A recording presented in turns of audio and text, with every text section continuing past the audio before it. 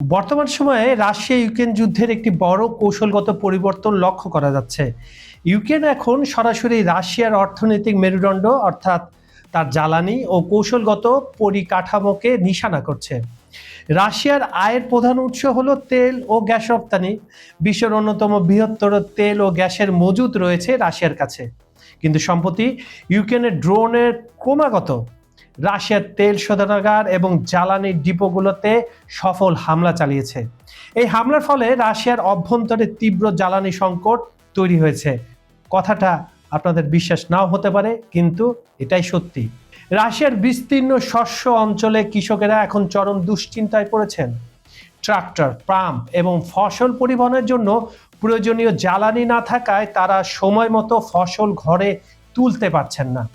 এর ফলে রাশিয়ার কৃষি ব্যবস্থা ও খাদ্য সরবরাহে বড় ধরনের বিপর্যয়ের আশঙ্কা দেখা দিয়েছে। রাশিয়ার 11টি টাইম জোনের সর্বত্রে এই জ্বালানি ঘাটতির প্রভাব পড়ছে এবং বহু জায়গায় তেল রেশন করে দেওয়া হচ্ছে।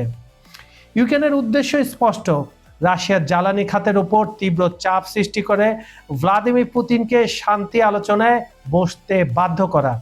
ইউক্রেনের প্রেসিডেন্ট ভলোদিমির জেলেনস্কি পুতিনকে আলোচনার প্রস্তাব দিয়ে চিঠি পাঠালেও রাশিয়া তাতে সাড়া দেয়নি, যার ফলে জেলেনস্কি 40 দিনের একটি সময়সীমা বেঁধে দিয়ে ড্রোন হামলার তীব্রতা আরও বাড়িয়ে দিয়েছেন। ইউক্রেন যেভাবে সস্তা এবং সহজে তৈরি করা যায় এমন ড্রোন ব্যবহার করে রাশিয়ার মতো পরাশক্তিকে সংকটে ফেলেছে, তা ভবিষ্যৎ যুদ্ধের এক নতুন দিক উন্মোচন করে।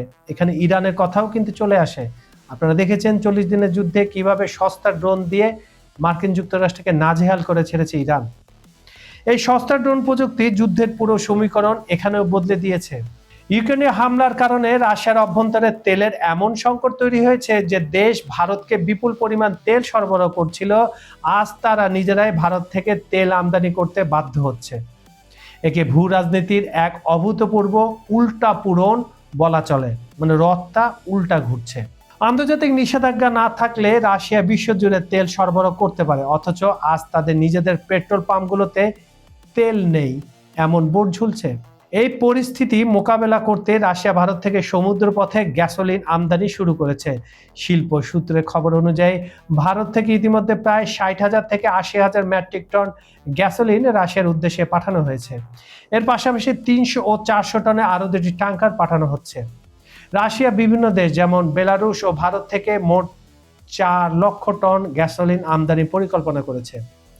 ভারতের গুজরাটে অবস্থিত ন্যারাং এনার্জি নামক একটি বিশাল রিফাইনারি থেকে এই তেল সরবরাহ করা হচ্ছে। এই ন্যাড়া এনার্জির মালিকানার 49.13% অংশীদারিত্ব রয়েছে রাশিয়ার রাষ্ট্রীয় মালিকানাধীন কোম্পানি রোজনেফট তাদের কাছে।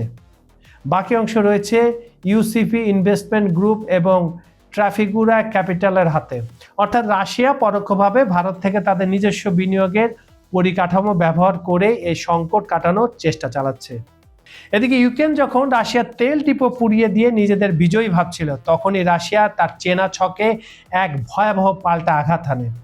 রাশিয়ান বাহিনী ইউক্রেনের রাজধানী কিয়েভের ওপর টানা 11 ঘন্টা ধরে ক্ষেপণাস্ত্র ও ড্রোন বর্ষণ করে, যাকে নাইট অফ হরর হিসাবে বর্ণনা করা হয়েছে।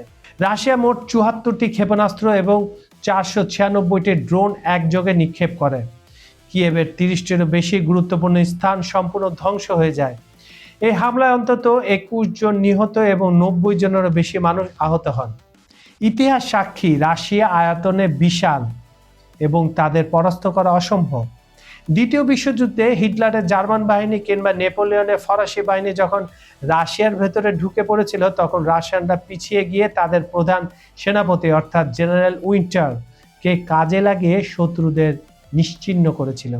কাজল হায়দার, খবর সংযোগ।